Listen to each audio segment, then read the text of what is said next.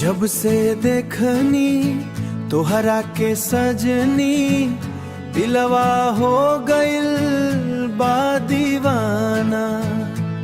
तोहरे हंसी के जादू ए जाना, दिन होखे चाहे अनहरियारा, याद तोहरे आवे बस तोहरे नाम। तू ही बाड़ू हमर जज्बा, तोहरे नैनन के जादू चल गइल।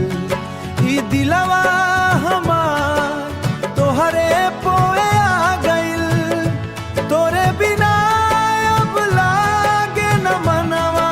तू हो बन गइलू हमर सपना, चांद से सुंदर लागे सुरतिया, बात तोहार लागेगी। संग तोहरा बीते हर पलवा, ई दिल के बस ई है प्रीत। तोहरे नैनन के जादू चल गइल, ई दिलवा हमार तोहरे पोए आ गइल।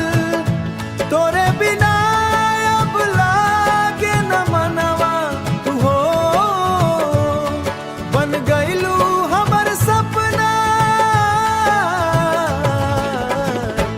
तोहरे नैनन के जादू चल गइल।